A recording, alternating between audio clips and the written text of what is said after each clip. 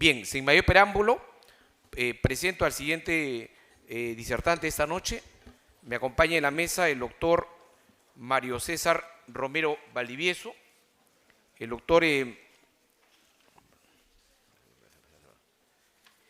Mario César Romero Valdivieso fue decano del Colegio de Notarios de Lima y presidente de la Junta de Decanos de Notarios del Perú para el periodo 2015-2016. Notario de Lima desde el 22 de julio de 1994, es abogado por la Pontificia Universidad Católica del Perú, con especialización en Derecho Empresarial por ESAN. Asistió al curso de doctorado en la Universidad Complutense de Madrid, representando al Perú por invitación del Consejo General de Notario Español. Fue juez provisional del 24 Juzgado Civil de Lima. Es catedrático de Derecho Registrado y Notarial en la Facultad de Derecho de la Universidad Femenina del Sagrado Corazón, UNIFE, y Derecho en Sucesiones en la Pontificia Universidad Católica del Perú. Dictó el curso de Derecho Registrado y Notarial en la Universidad San Ignacio de Loyola y profesor invitado en la Universidad Notarial de Argentina. Perteneció al comité organizador del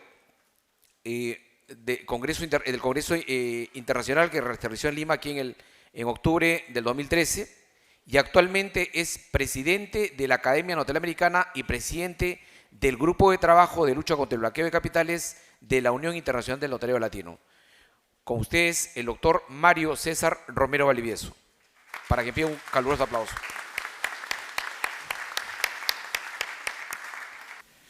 Buenas noches.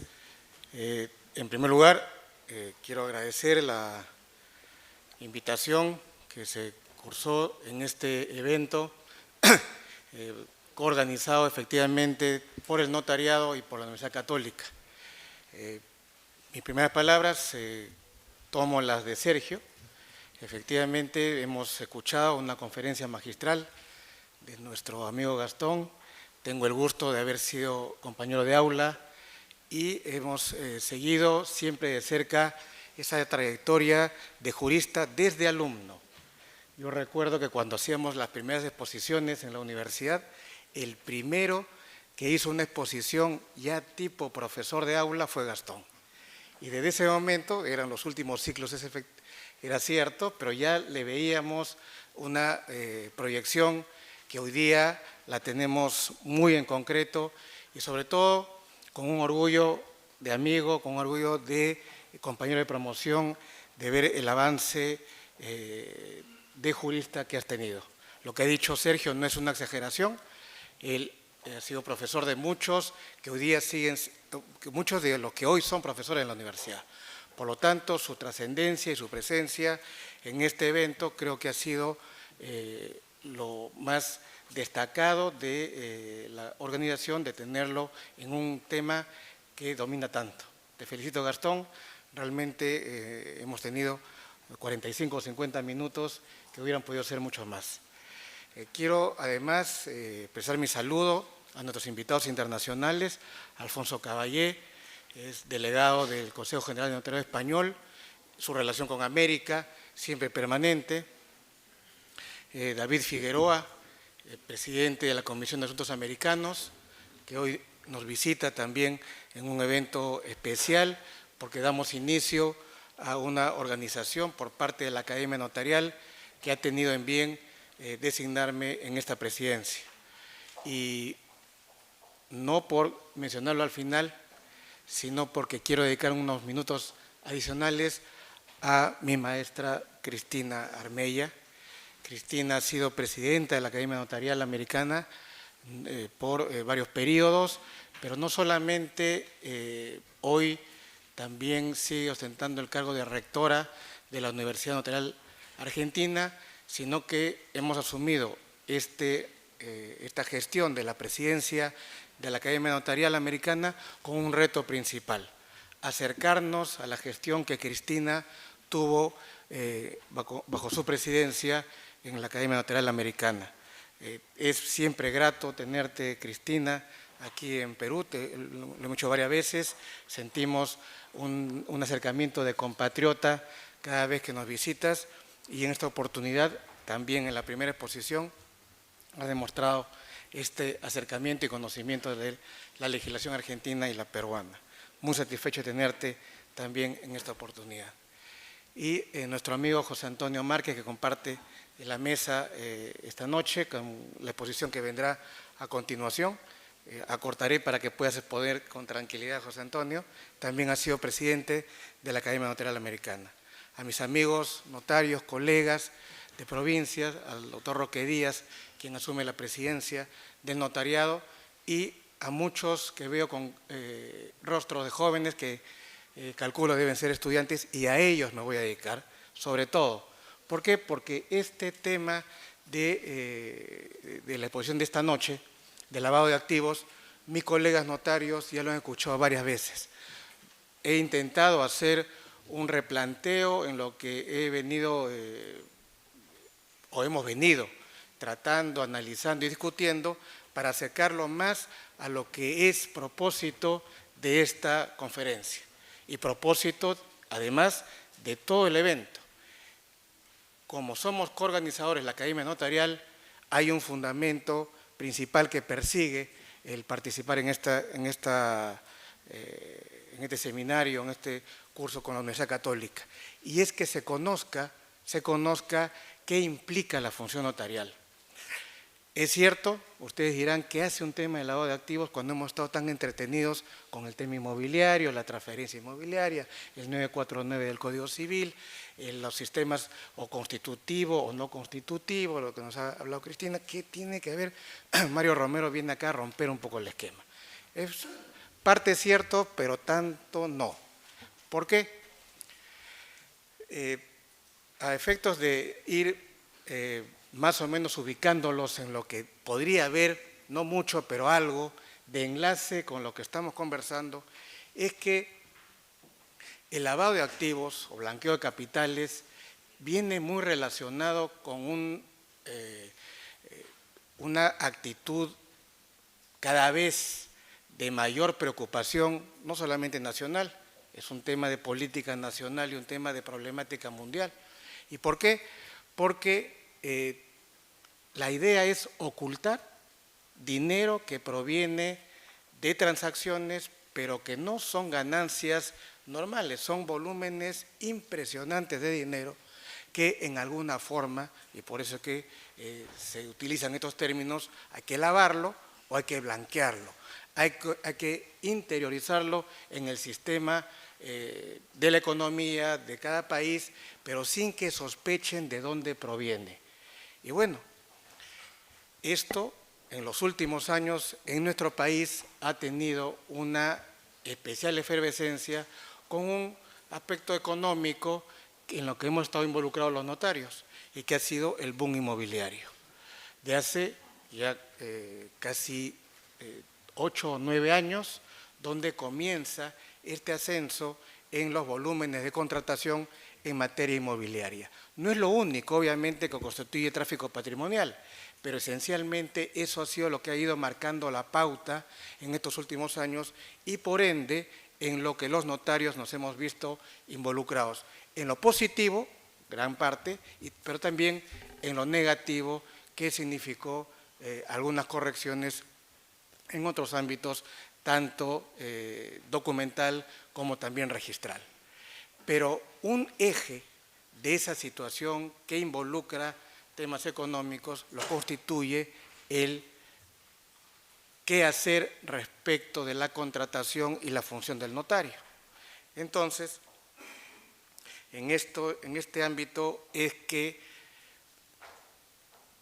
mi intención es que se entienda que la función del notario no solamente es desde la fase previa que nos hablaba Gastón, en la que hay una voluntad expresada por quien quiere transferir, quien quiere adquirir, y luego ya con el hecho concreto de haber captado la voluntad de los otorgantes y la formalización, la instrumentalización y la perenización del acto a través del documento notarial, sino que ahora la función notarial va más allá que esto que antes teníamos como un punto final. El notario concluyó con el acto de formalización, ahora obra en su protocolo toda la historia de esta contratación y bueno, en algún momento lo consultaremos, le pediremos una copia, pero no. Ahora esta función notarial no concluye ahí. La función notarial en este tema tan sensible va a ir más allá. ¿Cuál es? vayamos un poco a los antecedentes que les menciono en este ámbito de lo que significa la historia en el país del lavado de activos. Hace aproximadamente 15 años se inicia, pasado el año 2000, un plan nacional de lucha contra el lavado de activos. Efectivamente, nuestro país, al igual que otros de la región, son muy identificados en lo que constituían delitos que luego cruzan las fronteras y van estos dineros provenientes de actos ilícitos hacia otros estados donde ya ven preocupación. Narcotráfico, financiamiento del terrorismo, y luego se ha ido trasladando ya en hechos muy propios del país como la minería informal y hoy, que es seguramente tema de todos los días, los actos de corrupción. En esos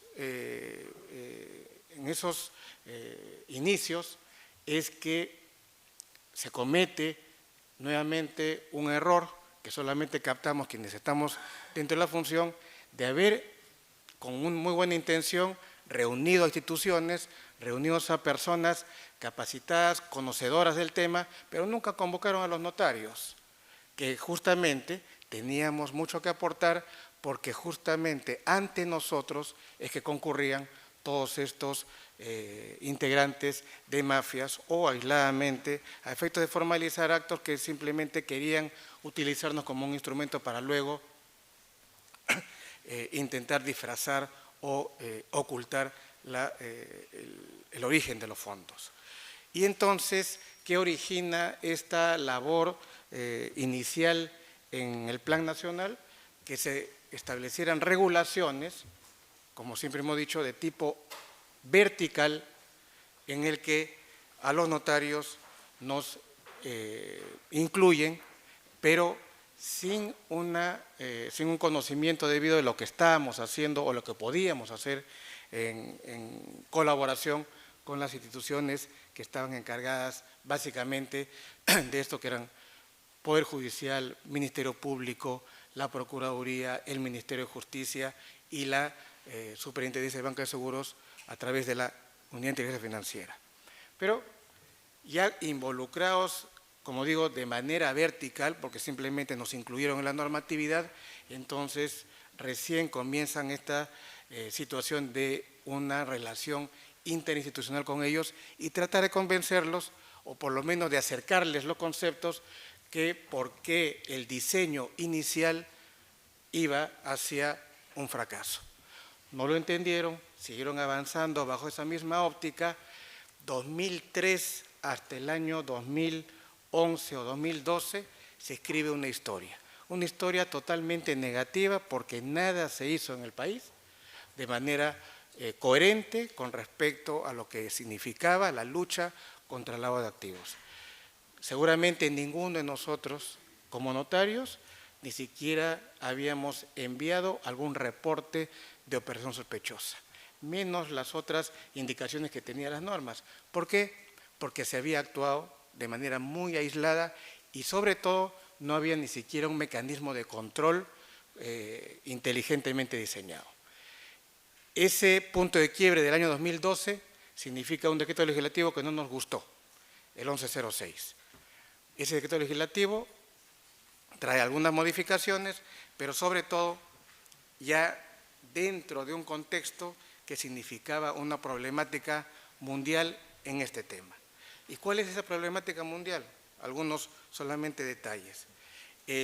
La envergadura que les decía de la inmensa cantidad de dinero que se obtenía a partir de tráfico de drogas, de delincuencia organizada, actos de corrupción, los sobornos, piratería de productos, tráfico de personas, tráfico de armas, terrorismo. Este aspecto del terrorismo, ustedes saben que se inicia básicamente con el hecho histórico de las Torres Gemelas. Hasta ese momento, el Grupo de los Siete no había establecido el peligro que significaba a nivel internacional, también el financiamiento del terrorismo, y entonces Gafi y las recomendaciones que sabemos existen permanentemente a efectos de supervisar cómo marcha en los países la lucha contra el lavado, incluye a partir de ahí también el financiamiento contra el terrorismo, una situación que nosotros ya la teníamos. Pero a veces las consecuencias de países como los nuestros no tienen esa trascendencia que sí la tiene cuando el primer país en ese momento sufre un atentado de la envergadura de las Torres Gemelas. Ahí es que se incluye ya como un aspecto sensible. Luego, es cierto, la globalización trae el anto de los aspectos tecnológicos, de comunicación. Nadie duda que nos trajo mucho desarrollo, prioritariamente, pero también este ámbito delincuencial se nutre de estos adelantos.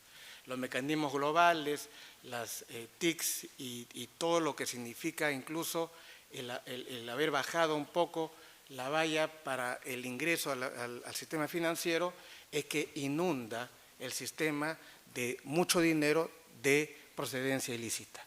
Creo que muchos hemos visto, incluso algunas películas que simbolizan este tema. Uno de los que me quedó muy claro el tema es esta película Cara Cortada, donde exactamente así ocurría. Grandes costales o grandes bultos gigantescos que a vista y paciencia entraban a los bancos. Dinero en efectivo, millones de millones. Y eso no tenía ninguna regulación que bajo algunos tibios mecanismos simplemente había que tener algún cuidado por los dueños de las entidades bancarias. Pero eso en los años 80 fue recurrente. Esto, obviamente, en la temporada actual ya va cambiando, se va dando unos mecanismos de control diferentes, pero siempre bajo una óptica que lo que había que cuidar era el sistema bancario, el sistema financiero, básicamente. Pero eso no fue suficiente. ¿Por qué? Porque en realidad ya estas mafias organizadas ya también estaban viendo algunos otros ámbitos distintos al financiero para efectos de también introducir por esas otras vías las grandes sumas de dinero que necesitaban sean formalmente ingresadas al sistema económico. Y por otro lado, la regulación de la parte represiva. Los códigos penales, las normas punitivas también hacían su trabajo de manera paralela, pero aquí es donde vamos a ir arribando a lo que se dirige un tema político y un tema también de control hacia el ámbito notarial. Una vez que se complete el proceso de blanqueo, una vez que ya la mafia o el delincuente logró su propósito a través de una compra de inmueble, a través de la organización de sociedades de capital, etcétera, ya está aparentemente lejos del alcance de haber sido detectado en su momento, entonces queda la parte represiva. Pero la falta de uniformidad, como lo menciono ahí, del derecho penal en los diferentes países dificulta mucho esta cooperación a nivel internacional. Es decir, aún hoy las regulaciones para poder tener la posibilidad de perseguir a alguien que ha huido del país, justamente investigado por lavado de activos, tiene vicisitudes inmensas por toda esta temática en materia positivo penal que no lo permite. Si no, tenemos, y no es necesario mencionarlos, pero tenemos varios casos en donde justamente la extradición o la persecución de quienes van huyendo por los países sin ser detenidos a tiempo, crea todo un conflicto. Eso en cuanto a la persecución de los agentes. Pero también en cuanto a los bienes, siguen las discusiones respecto, ustedes conocen bastante lo que ha significado la evolución en materia penal respecto de la pérdida de dominio. También no se ponen de acuerdo, unos países sí, otros no. ¿Y por qué? Por algo que también en materia civil y con mucha profundidad lo ha dicho Gastón, porque responden a realidades diferentes. Hace algunos meses me tocó asistir a una capacitación a los países de Centroamérica, y Centroamérica realmente es toda una región en lo que en esta materia está en cero. ¿Y por qué en cero? Porque o de manera voluntaria o simplemente no hay esfuerzo concreto en este tema, no se está avanzando.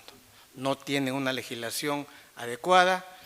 También la parte notarial es mucho más complicado que acá, porque en Centroamérica el notario es además abogado, y entonces esa situación no permite que se puedan adoptar medidas como sí entiendo en países de notariado de tipo latino, más semejantes a las del Perú, México, Colombia, el mismo Brasil, Chile. Tenemos una regulación diferente, donde el notario es un profesional de derecho, pero que no puede ejercer la profesión de abogado. En Costa Rica, en Guatemala, en Nicaragua, en Honduras, hay grandes problemas por esta situación. Entonces, ¿cómo involucrar al notario, que también es abogado, a un sistema como este? Muy difícil. Entonces, este contexto mundial nos da dos alternativas. Una, la preventiva, y otra, esta que hemos mencionado, la represiva. Yo me voy a referir básicamente a la labor preventiva, porque esa es la estrategia que creo que después de varios años de haber analizado en conjunto los países de tema, es por donde la dirección correcta debe ir. La labor de prevención en cualquier ámbito, y no solamente notarial, es lo que significará mejores resultados. Voy a avanzar un poco sobre algunos temas. Por ejemplo, en toda la política de prevención, entiendo el elemento principal es aquello que se encuentra regulado respecto del sujeto obligado. El sujeto obligado es, sin duda, el elemento básico en el sistema preventivo. Y sujetos obligados, cada legislación lo va estableciendo, pero en esto sí, a diferencia del ámbito represivo, acá sí hay una situación a nivel internacional coincidente. Acá no hay una legislación dispersa y casi todos los países tenemos un esquema casi idéntico en materia de prevención. Hace poco, y habrá que seguramente ver algunas caras de preocupación esta noche, pero los abogados y los contadores ya están dentro del diseño de la labor preventiva. Hay todavía algunas discusiones, hemos participado en unas últimas reuniones en inteligencia financiera y hemos percibido la preocupación que tienen los abogados hoy día con algo que resulta consustancial a la profesión, que es el secreto profesional. ¿Cómo es que el abogado puede dar información, cómo es que puede enviar un reporte de operación sospechosa de alguien que es su cliente, de alguien a quien está asesorando justamente y podrían incluso tener como un argumento sólido? Es válido que el abogado sea convocado para obtener este propósito, porque el cliente le dice, ¿sabe qué? Tengo esta cantidad de dinero, yo no sé cómo lo hará usted, pero yo quiero que esto ingrese al sistema formal. Eso es su trabajo. Y entonces el abogado, luego de hacer toda una elucubración jurídica y ver todos los mecanismos que se tiene, tanto civiles como comerciales, usufructos, los fideicomisos, las sociedades esta que nos ha también referido Cristina, el abogado verá, pero después va a reportar bien difícil. Pero sin embargo, yo percibo que es casi el mismo escenario que teníamos los notarios hace 10 años. Igual, el mismo discurso que teníamos. ¿Por qué? Porque no percibíamos la dimensión. Decíamos, imposible. Si se recurre al notario justamente por una labor de confianza y de reserva y de secreto, ¿cómo vamos a estar reportando? Bueno, pues esa historia hace 10 años, hoy día es otra. Es distinta, pero ha costado asimilarlo. Pero en un trabajo que hoy día sí podemos hacerlo de manera horizontal con las instituciones encargadas de justamente encontrar aportes, pero aportes, ya les digo, no a través de imposiciones, sino de trabajos conjuntos en los que se irán perfeccionando diseños por nosotros que somos los sujetos obligados y que tenemos mucho que aportar.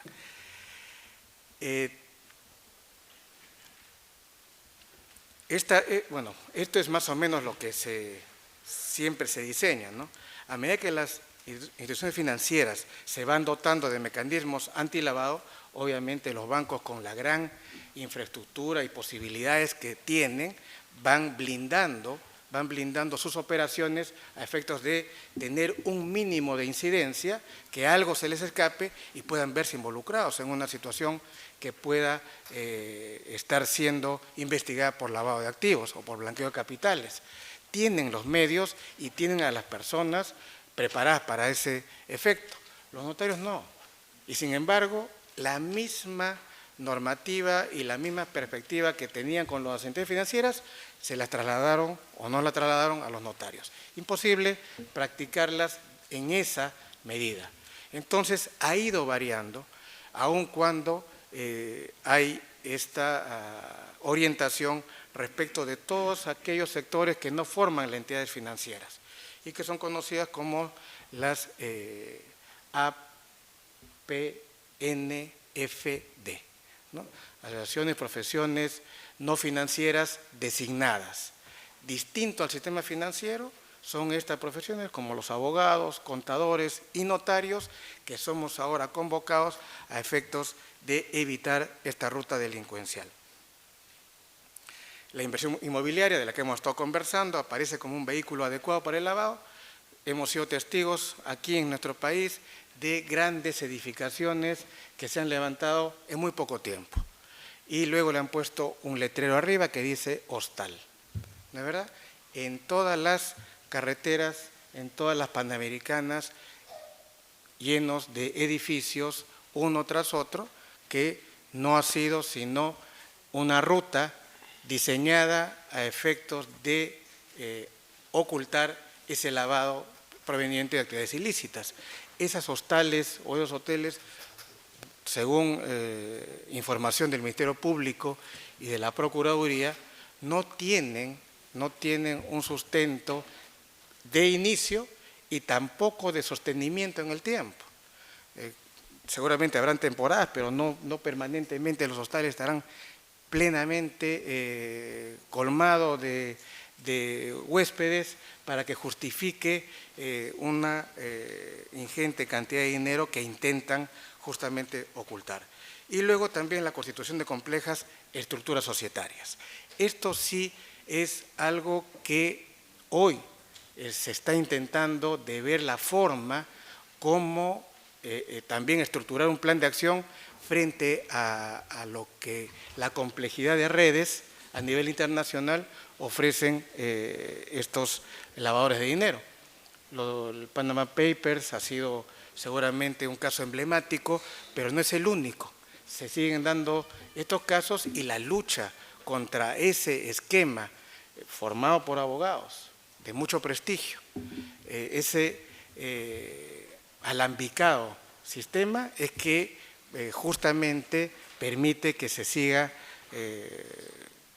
lavando estos capitales, ¿no? Entonces, aquí hay que tomar atención y se los hemos explicado a las autoridades de inteligencia financiera.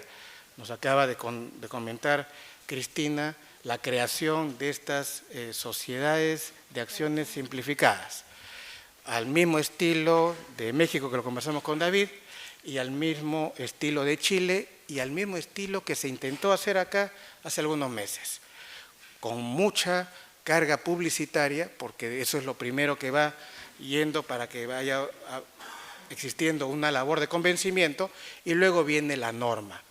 ¿Cuál era? Efectivamente esa, la que ha servido para que estos países se haga la contratación de manera electrónica, inmediata, 24 horas, y está la sociedad inscrita, la empresa justamente que intenta formalizar este gran grupo que forman los emprendedores.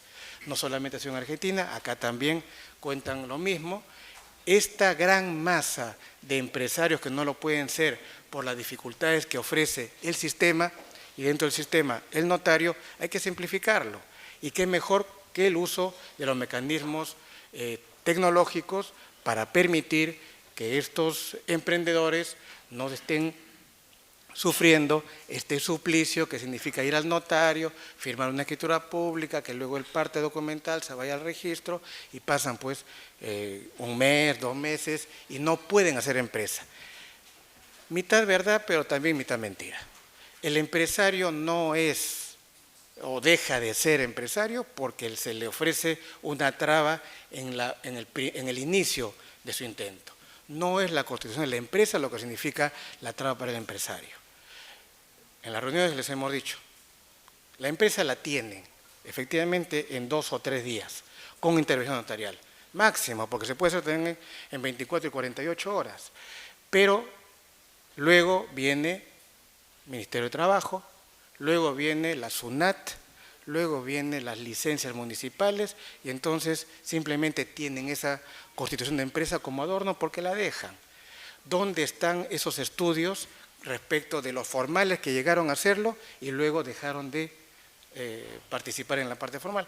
Hay muchísimas empresas abandonadas por ese aspecto, no por la constitución de empresa. Así que esa parte de la historia no la están contando de manera completa.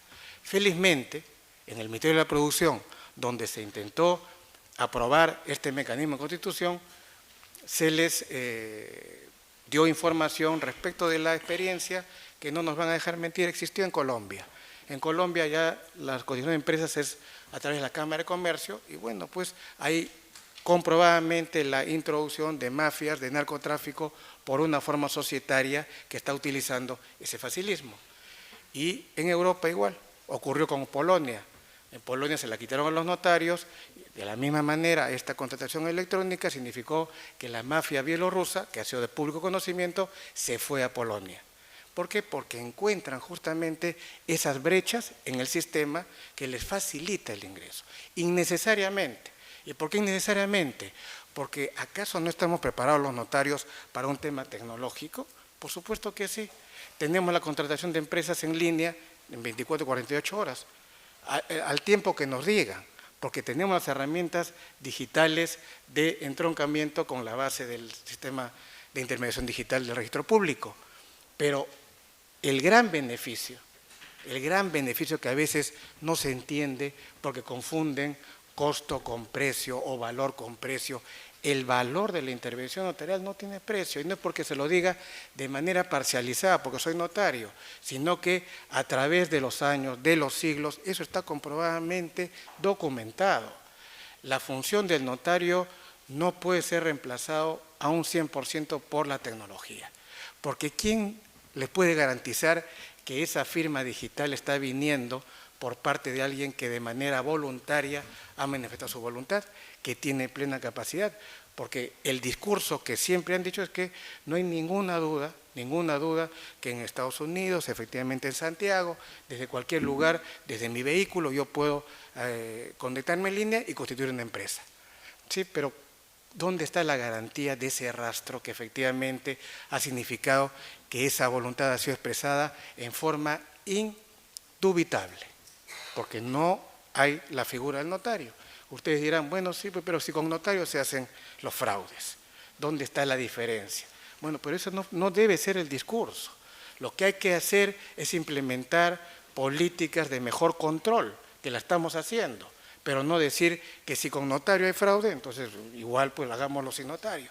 Eso no es el discurso que debe ir involucrado en un cambio de sistema o en implementación de mejoras entre comillas, como lo he mencionado, para efectos de impulsar un tema empresarial que, repito, no es así. Investiguen cuántas empresas están ahí de adorno, sin que haya significado el hecho de la Constitución su traba comercial. Es todos los mecanismos que luego vienen y que seguramente muchos lo hemos sufrido. La SUNAT, el Ministerio de Trabajo, ya nos ahuyentan. Creo que se están adoptando algunas medidas interesantes que en conjunto, siempre con esta situación interinstitucional, tenemos que sacar adelante. Bueno, el notario efectivamente es sujeto obligado, pero quiero decirles que ya no solamente es un discurso de aula o es un parecer que vamos compartiendo, sino que hay un compromiso institucional, no de los notarios del Perú, sino hay un compromiso de la Unión Internacional. Es decir, nadie puede negar que hace muchos años estamos ya involucrados en aportar de manera decidida a efectos de colaborar con el Estado, colaborar con la sociedad en este tema tan sensible que es la lucha contra el blanqueo de capitales. El Congreso Internacional que hubo en Marruecos en el año 2010 estableció estas pautas, que no fueron las primeras, sino que ya fueron concretas, para que el mundo tenga conocimiento que el notariado está comprometido.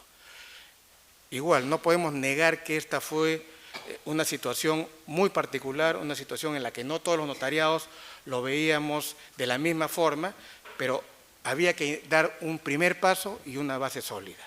Y las autoridades en ese momento creo que dieron el paso adecuado. Avisar y hacer público a todos los notariados que esto ya no es una situación a pensar.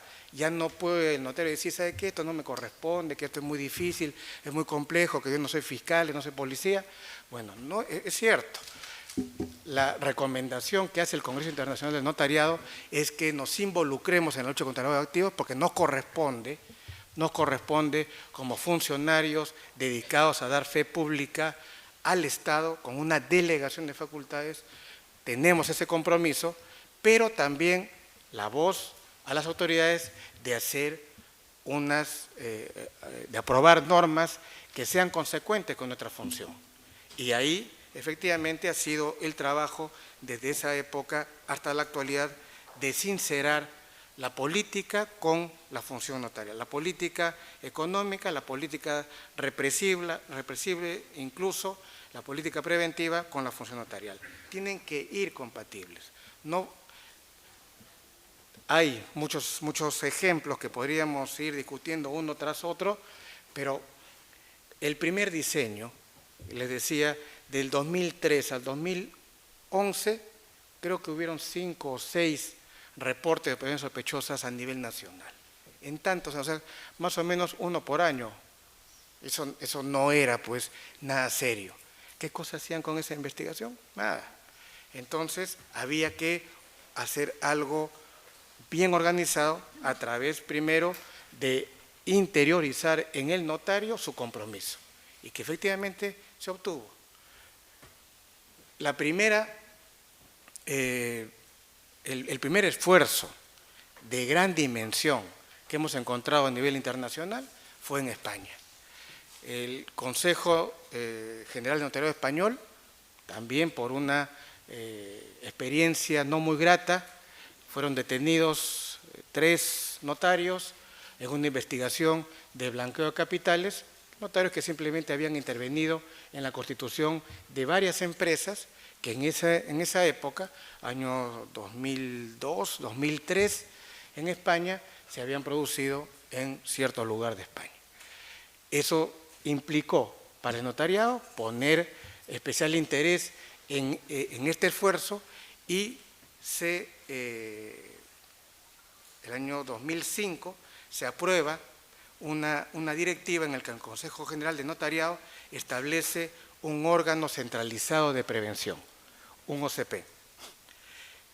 Este diseño es el que tomamos conocimiento en el año 2011 que visitamos España, y es lo que hemos instaurado aquí en el Perú. Esto es lo que les comentaba, un poco los antecedentes de la legislación, que no fue muy fructífera, a través de llenado de formularios, inconducentes, registros obligatorios, por ejemplo, de operaciones, en el que bastaba que la valla pase de los $2.500 en una transferencia inmueble para que tengamos que hacer un reporte de operaciones cuando ya teníamos diseñado un reporte hacia la SUNAT, es decir, una serie de legislaciones que no sintonizaban con lo que requeríamos como una eficiente labor de lucha contra el lavado de activos. Y por eso es que viene esta propuesta, ya para ir concluyendo. La propuesta del notariado peruano es esta base centralizada. Ha sido un esfuerzo, no solamente económico, básicamente un esfuerzo logístico, un esfuerzo de muchos notarios comprometidos en Lima y luego que se ha viajado a nivel nacional a efectos de establecer mecanismos obligatorios para que toda la contratación de los notarios vaya dirigida a este órgano centralizado. ¿Qué es lo que venía ocurriendo en ese momento? Que el mafioso iba ante un notario y hacía una compra-venta de inmueble, adquiría un inmueble y luego viajaba algunos kilómetros, se iba a Ica y en Ica hacía otro acto de adquisición y luego se trasladaba un poco más al sur, se iba a Tacna, hacía otro acto y terminaba en Puno. Nunca iba a ser detectado porque el notario de manera individual, primero que no le veía actitud sospechosa, no lo reportó ninguno de estos 4 eventos, porque era individual. Bueno, pero ahora con este sistema que ha sido ya establecido en nuestro notariado, van a haber señales de alerta en este OCP, en este órgano centralizado, de tal forma que 4 operaciones hechas en poco tiempo por la misma persona o por un grupo vinculado a la persona, va a determinar que sea una herramienta sumamente útil a efectos de una investigación, pero seria. Una investigación que sí va a dar resultados positivos y no con el diseño que se tenía hasta antes de esta situación que hoy día tenemos en el Perú. La verdad que habría mucho que ampliar sobre este aspecto. Solamente quiero concluir con algunas ideas. Fíjense, un gran éxito fue esta palabrita de la bancarización. ¿Por qué? Porque se obligó a que no hayan transacciones informales, sino solamente se establecía la formalidad con los usos de los medios de pago. Los cheques, el depósito en cuenta, las transferencias bancarias, los giros. Es decir, que toda transacción patrimonial debía hacerse a través del sistema financiero. ¿Cómo se denominó? La bancarización. Bueno, bajo ese mismo diseño, ¿por qué no pensar en la notarización? Cada vez que hay actos celebrados ante notario, con la regulación que tiene el notario, con el control que tiene el notario, la supervisión que tiene el notario y sobre todo el protocolo que tiene el notario, va a implicar que todos los actos que pasen por notario van a poder ser introducidos en esta base centralizada y la labor eficiente se complementa sin ninguna duda con la cantidad de actos y contratos. Fíjense la evolución de lo que les decía desde el año 2002, 2003, de 8 operaciones en todos esos años. Hoy día, a diciembre del 2016, veremos cómo se desenvuelve este año, pero después de los bancos, que tienen un 36% de reporte de operaciones sospechosas, los notarios tenemos el 32% a diciembre del año pasado. Este año que ha habido mucha mayor influencia de capacitación, mucha mayor visitas al interior del país, esto seguramente se va a ir acercando más, sin que le cueste un centavo al Estado. Ese es justamente parte de lo que significa el aporte del notario en esto que hemos dicho, avances, pero también retos que tenemos a partir de nuestra función notarial. ¿Puedes poner otra vez la gráfica tan interesante? Unos segundos. Estos son todos los sujetos obligados. Son varias entidades que son las que reportan a inteligencia financiera. Dentro de cada esquema hay inmobiliarias, hay casas de cambios, hay los bancos, las cajas de ahorro, etcétera. Cada uno tiene ya un índice de reportes anualizados. El notariado en poco tiempo se ha convertido no solamente en volumen, sino que lo que va a ser trascendente es en la calidad de información. La calidad de información que se brinde a través de la base centralizada va a cambiar diametralmente todo este trabajo que está teniendo la Unidad de Inteligencia Financiera. Bueno, para concluir, unos 6 mensajes que quería dejarles para esta noche. El notario se constituye en un elemento esencial para la lucha contra el lavado de capitales, por esta función en una primera etapa de formalización, donde el notario identifica, donde el notario recoge la voluntad, donde el notario asesora, es decir, no se escapa la persona que está diciendo ante el notario lo que quiere hacer. No puede decir mañana más tarde que no quiso constituir esa empresa. No puede decir mañana más tarde que fue obligado, porque compareció libremente y manifestó su voluntad ante el notario. Esa es la parte formalizadora en la que la función del notario cobra especial importancia. Y también en la de conservación del protocolo, porque justamente esta parte documental, que hoy día puede tener soporte de papel, mañana tendrá el soporte magnético, pero siempre habrá un protocolo.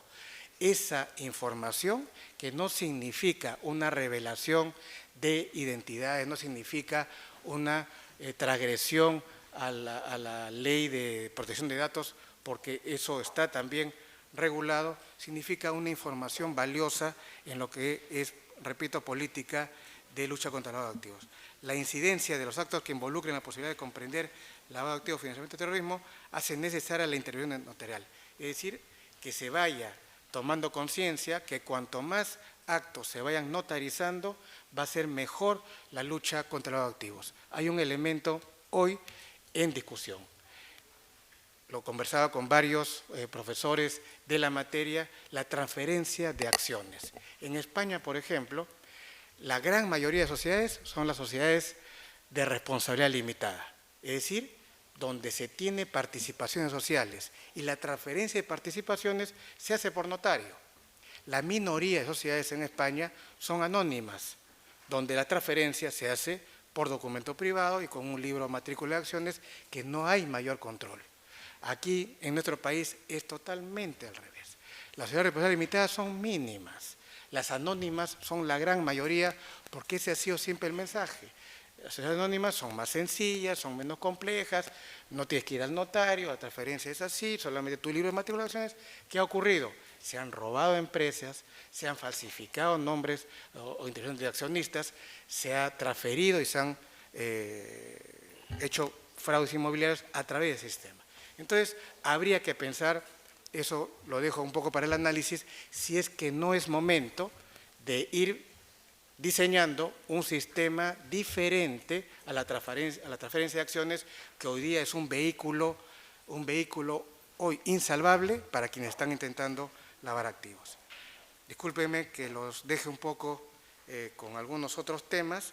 Creo que mi intención es simplemente que se advierta que la labor del notario no solamente es formalizadora, garantista en cuanto a lo que significa el contrato, la buena conclusión.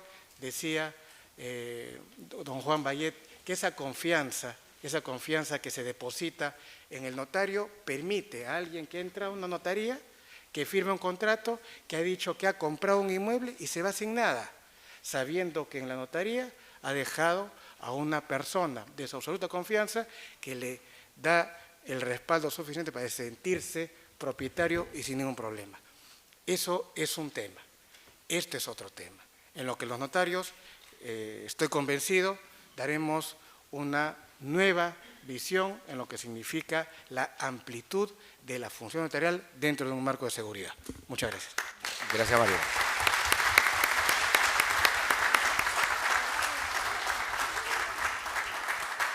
Bueno, antes de presentar al último ponente, a José Antonio Márquez, quería agradecer también y recordar y rendir un homenaje aquí a Alfonso Cabale Cruz, porque fue en el año 2011 y precisamente a raíz de una jornada que logramos hacer realizar aquí en la Universidad Católica, que él fue la primera persona que disertó en este tema sobre el lavado de activos. Y hoy la base centralizada, ya esta materialización, este logro para el notariado peruano, que es el tomar la delantera y el posicionarse como un líder en Latinoamérica en el lavado de activos, es fruto de ese trabajo y de esa visión precursora de Alfonso. Alfonso, muchas gracias a nombre del notariado. Hoy estamos viendo los frutos del año 2011. Sí. Y una segunda reflexión. definitivamente estamos hablando, y este es un tema muy importante, les comenté dos hechos importantes, los 100 años de la Católica y los 70 años de la fundación del Instituto Río Agüero. Y la Católica y estas dos instituciones siempre, y esto ha sido de la mano justamente desde que hemos arrancado estas jornadas, ha sido no solamente transmitir conocimientos, sino fundamentalmente convicciones. En el año 97, cuando hicimos una publicación sobre derecho registral con la doctora Aybar, encontramos un pensamiento que para nosotros refleja nítidamente esto, y ese es un hecho fundamental. Es justamente el entierro del padre Jorge Intilac. El padre Jorge Intilac es el fundador de la Universidad Católica de 1917. Y quien da las palabras en el entierro, en el cementerio Presbítero Matías Maestro, el 15 de abril de 1947, es Víctor Andrés Belaúnde. Nada más ni nada menos que uno de los pensadores más importantes, y quizás el pensador más importante del siglo XX, y que por coincidencia es el primer director del Instituto Río Agüero. Y permítame leer lo que decía, las palabras que él dirigió en ese momento. Decía, cuando hablaba del padre Jorge Intilac, decía lo siguiente: tenía un arma más eficaz que la humana elocuencia y el efímero prestigio político, la santidad. Y a fuerza de santo era intuitivo, porque la santidad es amor y las grandes intuiciones son el resultado y el galardón del amor. Vio lo que solo debían ver años más tarde muchos intelectuales peruanos, golpeados por la experiencia, la urgente necesidad para salvar la patria y la cultura, de recristianizar las orientaciones superiores del Perú, volviendo a la filosofía que creó nuestra civilización, uniendo el derecho a la moral y a la religión.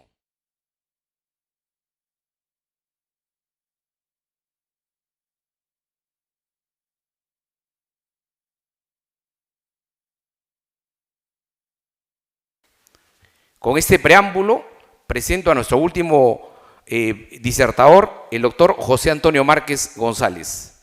El doctor José Antonio Márquez González egresó de la Universidad Veracruzana y de la UNAM con mención de honor. Ha estudiado periodos prolongados en España, Italia, Austria, Brasil, Estados Unidos y Canadá.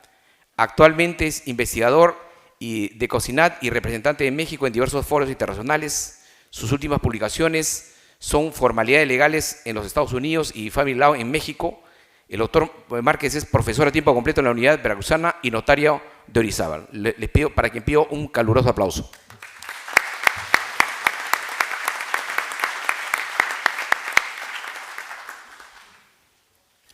Párense un poquito, ¿no están cansados?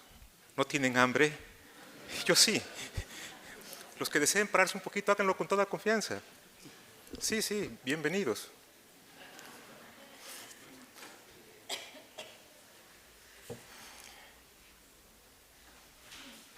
El doctor Fausto decía con orgullo: he estudiado medicina, teología, incluso jurisprudencia, decía, pero no estoy satisfecho, quiero poder, y daría lo que fuera por tener poder, poder, no solo conocimiento. Y en ese momento se escucharon 3 toquidos en la puerta. Esto se mueve.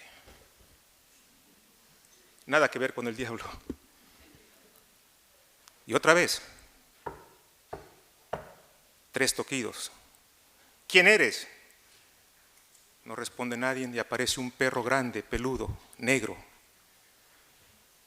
Abre la puerta el doctor Fausto. Dice: ah, ya sé quién eres. Dice: no te hagas, me acabas de invocar. Yo vine a tu llamado. Dice: bueno, pues no te tengo miedo. Quiero poder. ¿Estás dispuesto a dármelo? Y Mefistófeles, el diablo, le contesta: por supuesto, es mi especialidad. Podemos firmar un contratito. Gastón, toma nota.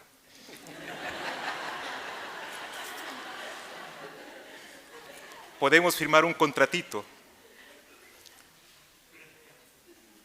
Dice: pero tú te ocupas de estas cosas en el infierno.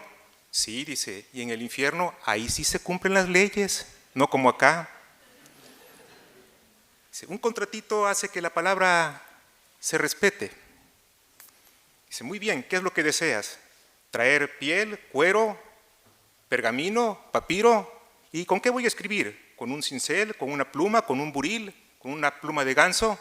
No, no, nada tan sofisticado como eso. No, no te ocupes de eso. Pásame una agujita y pásame tu dedito. Bastará con una gotita de sangre en una hoja blanca. Con eso queda firmado el contrato. Gastón. Hasta el diablo exige contratos. Hasta el diablo los exige. Porque ¿qué tal si no pagan? ¿Qué tal si afirman que nada pasó? ¿Qué tal si rehúsan el cumplimiento del contrato? Don Armando ya se fue. Don Armando ya se fue. ¿No me escuchará? Don Armando. ¿Ya se fue don Armando? Sí. No, ¿el vicerrector o Roque. Roque Armando? Roque. Muy bien. Es que dijo que los abogados eran bienvenidos en América y que los escribanos vinieron con abogados. Bueno, no lo quise contradecir. No lo quise contradecir, pero Bernal Díaz del Castillo escribió un libro diciendo que vengan monjes, que vengan soldados, que vengan misioneros, pero que no vengan abogados. Todo lo van a distorsionar, todo. Sin embargo, vinimos. Alguna vez le preguntaron comentaba Fidel Castro, dice, los españoles, Alfonso, los españoles han traído muchas cosas malas con motivo de los 500 años del descubrimiento. Y un periodista muy listo le preguntó, vamos, comandante, sin los españoles ni usted ni yo estaríamos aquí. Y dijo el comandante Fidel, bueno, chico, los españoles han traído cosas buenas y cosas malas. Los abogados también hemos traído cosas buenas y cosas malas. Pero deberíamos distinguir. Hay sin duda 4 elementos en toda contratación. ¿Dónde se escribe? ¿Cuál es el material donde se escribe? Papiro, pergamino, piel, cuero, folios con filigrana y con lentejuelas de colores, con códigos secretos, con sellos de agua, con números progresivos infalsificables, protocolos electrónicos, imágenes virtuales que ni siquiera alcanzamos a entender. Segundo, el material con que se escribe, un punzón, un buril, un cincel, una pluma de ganso, un pulso de una computadora, el pensamiento. Tercer elemento,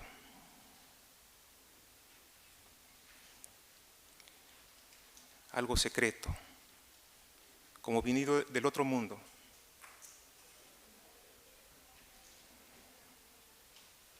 Un sello, un signo, una marca secreta. ¿Tienen el testamento místico ustedes aquí en Perú? El testamento místico. ¿No conocen el testamento místico? ¿Ustedes tienen el testamento místico? El testamento hológrafo, secreto, que se mete en un sobre, se cierra, se lacra, se sella y se le ponen anotaciones secretas, códigos secretos del autor para que no se viole. Los franceses le llaman a esto en el 976 el testamento místico.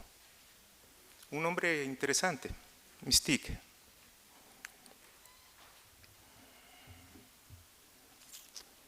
Voy a sacar un papel.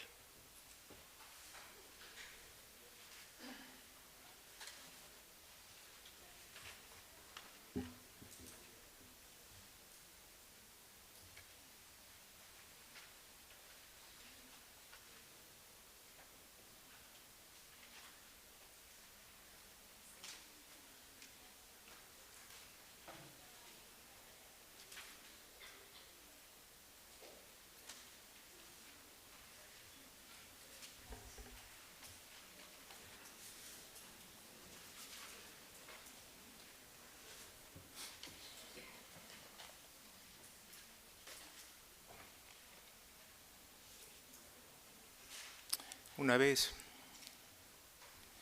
Jesús estaba inclinado, escribiendo algo, tal vez con su dedo, tal vez con un punzón, en la tierra, así como se inclinan los judíos para escribir y para orar. Y a Jesús le dijeron: Señor, esta mujer ha pecado. Y Jesús estaba tan ensimismado con lo que estaba escribiendo que no prestó atención. Dice: bueno, quien se sienta libre de pecado, que tire la primera piedra.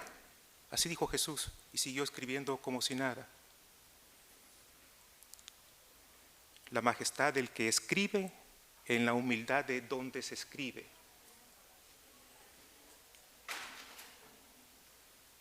Telequinesis.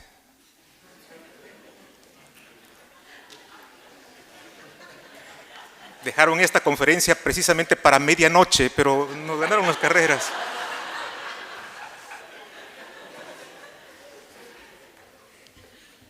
Sócrates, que nunca usaba zapatos, andaba siempre con el pie desnudo y en fachas, todo barbón, y era visco además. Enseñó a un esclavo de Menón geometría, dibujando en la arena con el dedo gordo de su pie, un triángulo, una esfera y un cuadrado. Otra vez, la majestad de quien escribe y la humildad de dónde se escribe y con qué se escribe, con el dedo gordo sucio de Sócrates. Y el diablo pidiendo un documento, una gotita de sangre.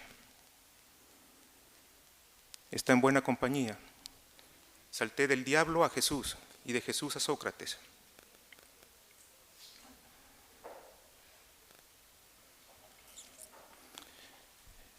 En una ocasión llegué a Washington y me dirigí, hice una breve cola con un empleado para abrir un negocio. Fingí que iba a abrir un negocio y me dieron una hoja. No me la dieron, me dijeron: agarre usted $1, vaya a esa máquina que está allí, mete $1 y sale un formato.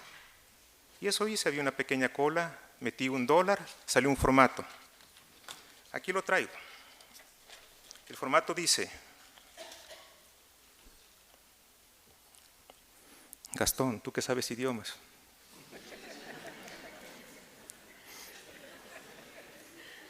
Es que me cayó bien.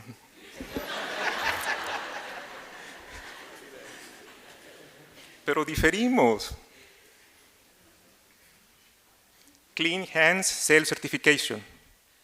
Clean Hands Self Certification. Uno saca un formato. Me estorba un poquito esto. Ahora sí. Y el empleado agarra una pluma y dice: nombre, José Márquez. Muy bien. ¿Tiene usted adeudos? Hombre, no. ¿Predial? No. ¿Basura? ¿Drenaje? ¿Multas de tráfico? ¿Cualquier otro adeudo? No. Y vean lo que hace el empleado. Next, a la más típica manera norteamericana. Next, el que sigue. En unos pocos segundos despachó al empleado, al ciudadano. Clean Hands Self Certification. Lo que se pregunta es: ¿usted ha pagado impuestos? Sí. Qué bueno que los pagó. Váyase y venda su casa, ponga su negocio. En México, cuando va doña Brígida, y tal vez en Argentina también, doña Brígida a vender su casa porque tiene una gran necesidad de vender su casa, inmediatamente el empleado de Obras Públicas y Catastro alza la ceja inquisitivo, se le queda mirando a la pobre de doña Brígida con una mirada de criminal y le dice: ¿ha pagado usted impuestos? Y doña Brígida, un poquito atemorizada, dice: sí, puntualmente, el 2 de enero hago mi cola de varias horas para pagar mi impuesto. ¿Está usted segura? Sí, desde luego. Vaya allá y pague el equivalente a $35. Hace una cola o va al banco y paga $35 por pagar impuestos puntualmente. Regresa con los $35 y el empleado le dice: muy bien, venga en una semana. ¿Una semana? Sí, tenemos que checar los registros. En una semana venga. Una semana y me cobró usted $35 porque he pagado mis impuestos puntualmente. Y si no los paga, aquí le tenemos los recargos, le dice el despiadado empleado. Concluyo ahora.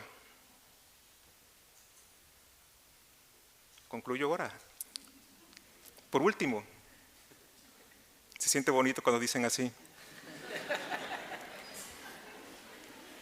¿Verdad que sí? Quiero concluir, y seguramente ustedes quieren que yo concluya,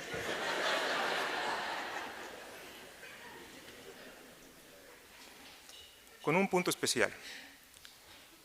Cuando llego al hotel que generosamente me paga Mario, el empleado me dice: José Márquez, de Veracruz, México, parece conocerme, ya me esperaba, es muy amable y uno se lo agradece. José Márquez, de México, sí. Pero luego me dice: ¿me enseña su pasaporte? Pero yo pensé que usted me conocía. Su pasaporte, por favor. Y me exige un documento, un pasaporte. No me cree, en realidad no me cree. Su amabilidad es fingida. Él quiere ver el pasaporte. Cuando él me pregunta, ¿cuál es su forma de pago? Mi forma de pago ha sido siempre puntual. No, me dice, su forma de pago, su tarjeta de crédito. Y no me cree hasta que no le enseño una tarjeta de crédito. Gastón, no basta con la simple palabra. La chica puede decir: te quiero mucho, mi amor, te quiero mucho, Pancho, te bajaré las estrellas. Mi amor, a mi regreso, dentro de un año que me voy a los Estados Unidos, me caso contigo. Y ella se ve la pancita, que ya se le nota, y cree en la palabra de él. Ella sí, nosotros no.